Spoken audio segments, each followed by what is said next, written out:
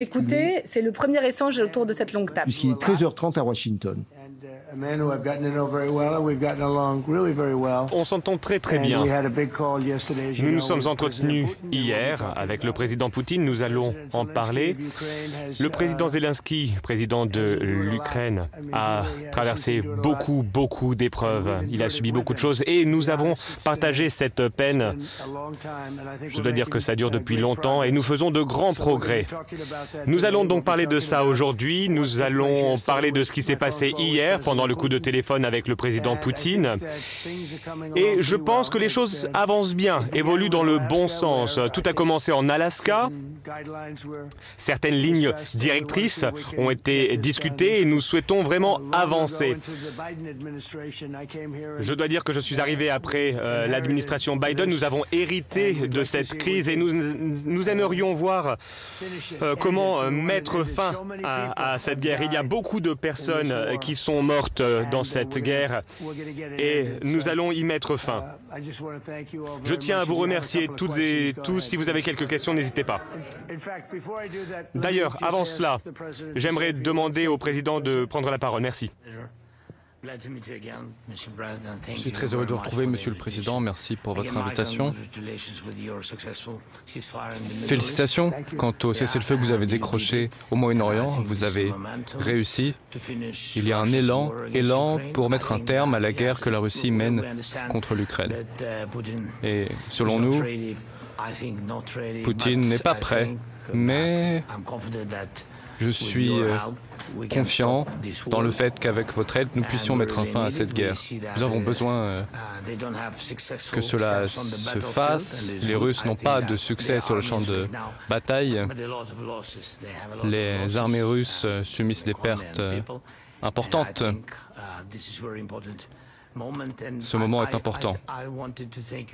Je voulais vous remercier, Monsieur le Président, suite à notre appel. J'ai eu l'opportunité hier de rencontrer une grande entreprise énergétique américaine qui est prête à nous aider suite à toutes ces attaques contre les attaques russes sur nos infrastructures.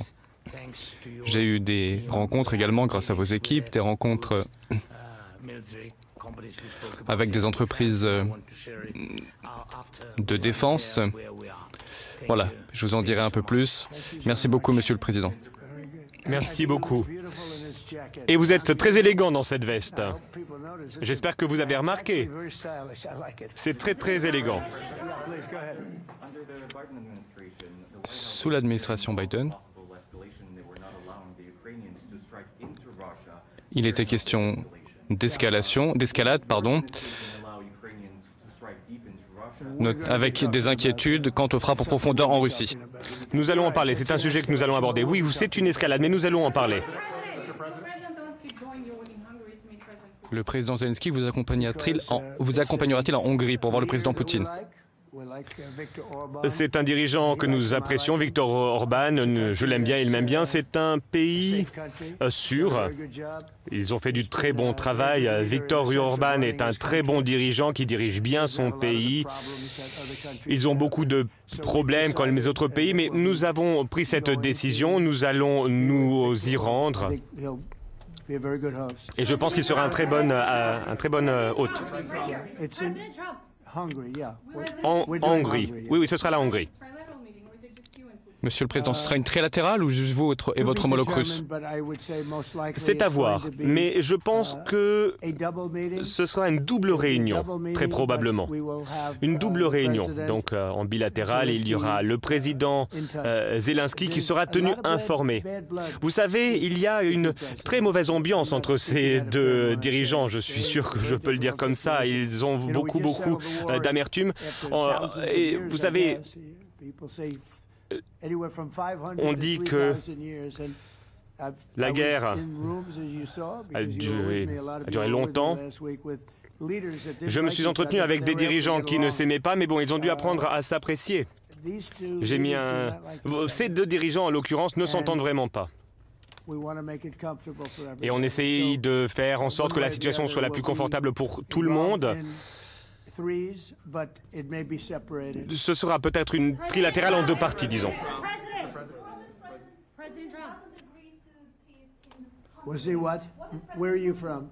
D'où venez-vous?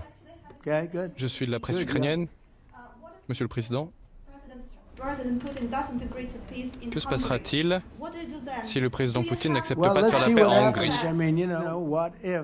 Nous allons voir, nous allons voir. Je pense que le président Poutine veut mettre fin à la guerre, sinon il ne parlerait pas comme ça. Je pense qu'il veut que la guerre se termine. Nous avons parlé pendant 2h30 au téléphone hier, nous avons abordé beaucoup de détails. Il veut voir la guerre se terminer. Je pense que c'est la même chose pour le président Zelensky. Il faut juste avancer.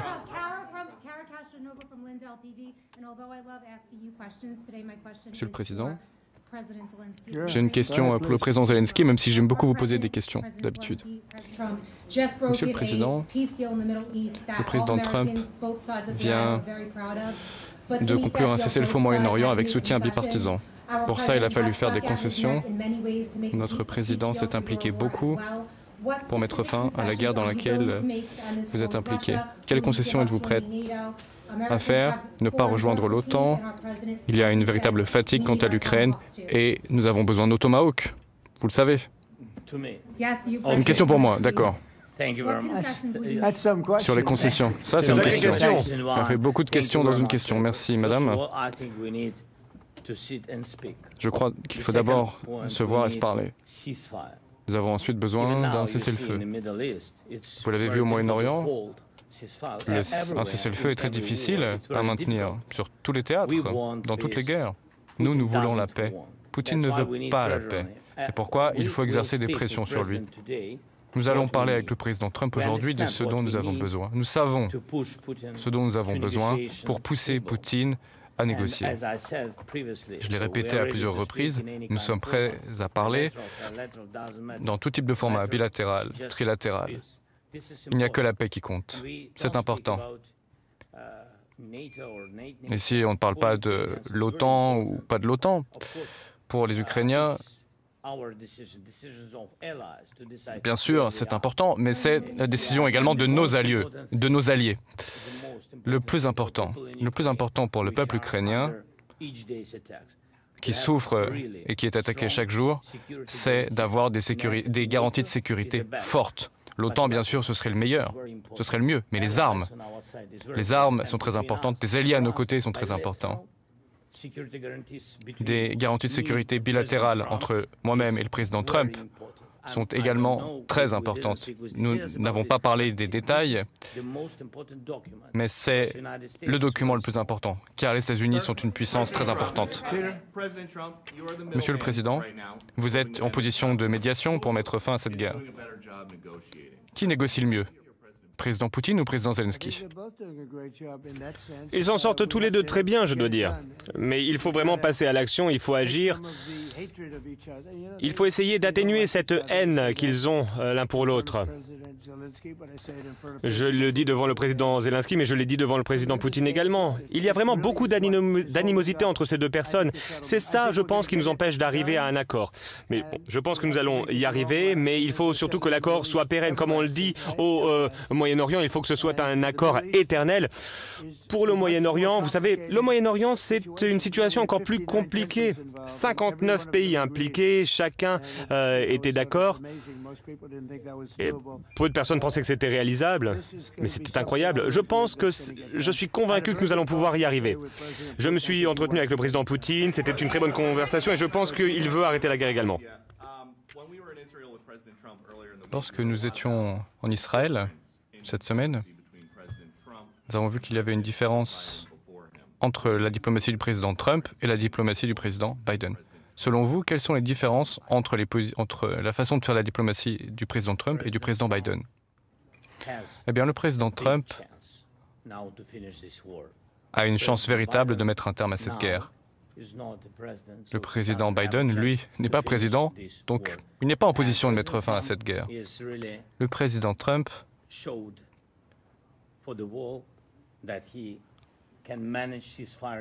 a montré qu'il était capable de conclure des cessez-le-feu, comme au Moyen-Orient. J'espère qu'il le fera pour nous et que nous aurons autant de réussite. C'est une chance, une grande chance pour l'Ukraine, et j'espère que le président Trump y arrivera. La plus grosse différence, c'est que moi, je suis extrêmement compétent et l'autre est vraiment incompétent. Il y a quelques semaines, à New York, lorsque vous vous êtes rencontrés, vous avez déclaré, Monsieur le Président, que l'Ukraine pourrait récupérer les territoires qu'elle a perdus. Cela peut-il être le cas? On ne sait jamais, c'est intéressant avec les guerres, on ne sait jamais. Vous savez, pour la guerre ou pour la paix, on ne sait jamais. Pour la Russie, des Tomahawks seraient une escalade, c'est ce qu'ils ont déclaré. Vous travaillez pour qui? Vous êtes ukrainien? Je suis ukrainien.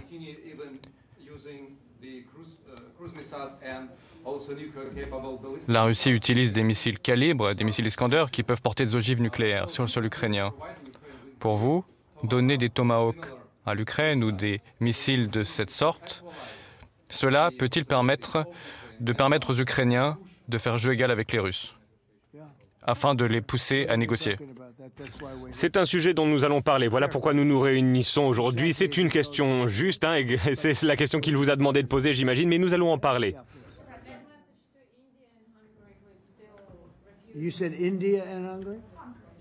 L'Inde et la Hongrie, c'est intéressant ça.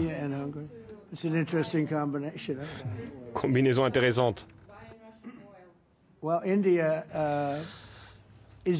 Alors, l'Inde ne va plus acheter de pétrole russe. Quant à la Hongrie, bon, ils sont un petit peu coincés parce qu'ils ont un pipeline qui est là depuis des années et des années et ils sont enclavés, c'est-à-dire qu'ils n'ont pas accès à la mer. Je me suis entretenu avec le grand dirigeant de la Hongrie et c'est très difficile pour eux d'avoir du pétrole. Donc je comprends leur situation. La Hongrie est dans une position particulièrement intéressante. Ils n'ont pas de port, ils sont enclavés, entourés de terre, et donc nous allons voir ce qui va se faire. Quant à l'Inde, l'Inde ne va plus acheter de pétrole à la Russie. Ils ont déjà largement réduit leur importation, ils vont les arrêter totalement. 38% de pétrole avant et ce sera terminé.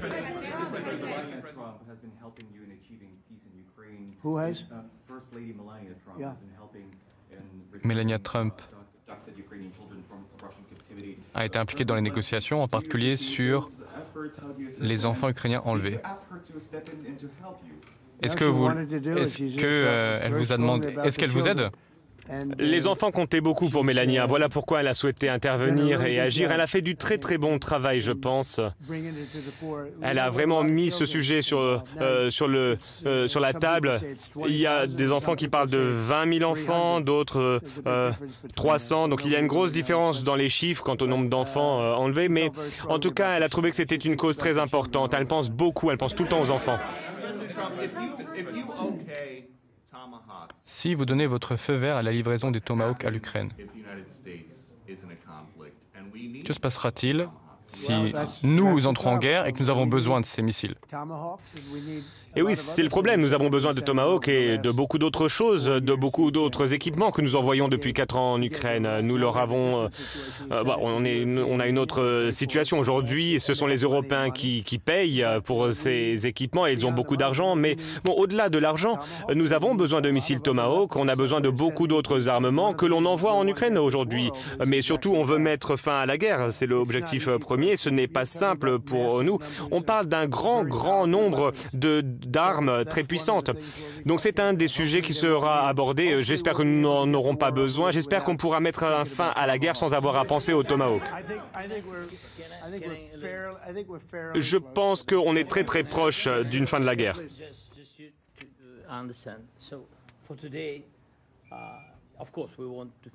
Bien sûr, nous voulons mettre un terme à cette guerre. Cette guerre est une guerre technologique. Et on n'utilise pas que des Tomahawks. Pour frapper des cibles militaires, il faut des milliers de drones qui sont utilisés en combinaison avec des missiles de cette nature. Nous produisons nous-mêmes des milliers de drones, mais nous n'avons pas de missiles Tomahawk. C'est pourquoi nous en avons besoin. Les États-Unis, eux, ont une production importante de missiles de cette nature et de missiles d'autres sortes, très puissants. Nous pouvons proposer aux Américains nos drones par milliers, c'est pourquoi nous pouvons coopérer et renforcer les capacités américaines. Donc, vous suggérez une sorte d'échange. Feu vert pour les Tomahawks contre des drones ukrainiens aux États-Unis. Oui, pour des objectifs militaires. Allez-vous autoriser un échange? Oui, c'est la proposition que nous faisons. C'est la proposition que nous faisons sur nos drones. Non, je n'ai pas envie ici de faire vos négociations à votre place, mais êtes-vous intéressé, Monsieur le Président? Tout à fait. Nous avons beaucoup de drones. Nous fabriquons nos propres drones, mais nous en achetons également auprès d'autres pays et ils font de très bons drones. La guerre des drones est devenue très importante ces dernières années. Une chose que j'aimerais dire, c'est que rien ne vaut les avions de combat. C'est-à-dire que, bon, il y a beaucoup de drones. On supprimait beaucoup de drones en Israël. On le faisait grâce à des avions de combat très puissants, très rapides, qui suivaient ces drones et qui les détruisaient très rapidement. Donc on connaît très bien les drones, on connaît très bien les très bons avions de combat. Ces jets, vous savez, les B-52 par exemple, qui sont totalement indétectables, qui sont furtifs. On a beaucoup d'armes différentes et j'ai une autre obligation, c'est que je dois m'assurer que nous ayons suffisamment de stock au niveau national, parce qu'on ne sait jamais ce qui peut arriver, en temps de guerre comme en temps de paix. Ainsi, nous allons parler des Tomahawks. Évidemment, nous préférerions ne pas en avoir besoin. On préférerait que la guerre soit terminée avant de s'en servir, parce qu'on veut mettre fin à la guerre. On vend beaucoup d'armes différentes à l'Union européenne, comme vous le savez. Mais nous, l'objectif, c'est de mettre fin à la guerre. On perd des milliers de vies chaque semaine, des Ukrainiens, des Russes, principalement des soldats, surtout des soldats. Mais vraiment, nous souhaitons mettre fin à cette guerre. Et c'est possible, nous pouvons le faire rapidement. C'est possible. J'ai eu un très bon entretien avec le président Poutine. Nous allons en parler aujourd'hui, mais c'était une discussion très productive. Nous allons voir ce qui se passe. Quoi qu'il en soit, la guerre au Moyen-Orient était encore plus compliquée et on l'a réglée. Et je pense qu'on a de grandes chances de mettre fin à cette guerre. Le président Zelensky veut mettre fin à la guerre, tout comme le président Poutine. Tout ce qu'ils ont à faire, c'est s'entendre un petit peu mieux. Et voilà donc pour l'essentiel de cette conférence de presse un peu particulière dans une grande salle à manger de la Maison-Blanche à l'heure du déjeuner. Questions-réponses des journalistes aux deux présidents américains et ukrainiens.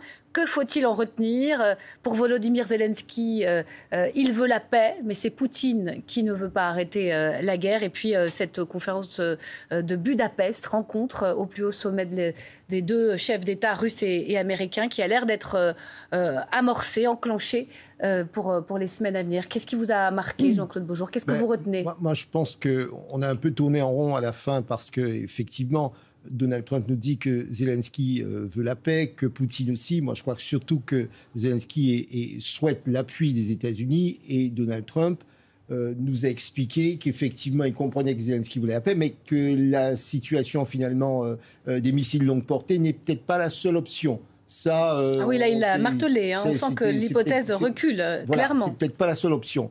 Et il a surtout mis, pour lui, le conflit serait simplement une question de personne entre Zelensky et Poutine, au motif pris qu'ils ne s'entendent pas très bien. Ça relève c'était une bataille de garçons de récréation. Non, plus sérieusement, en réalité, on sent bien que Donald Trump voudrait bien en terminer. Il voit bien qu'il n'a pas complètement les éléments parce que tout dépend de Poutine. Donc, au fond, il n'a pas pu apporter des réponses aux questions très précises qui lui ont été posées cette fois-ci avec toute la forme par Zelensky, en lui disant, voilà, Monsieur le Président, c'est très bien, merci de nous recevoir.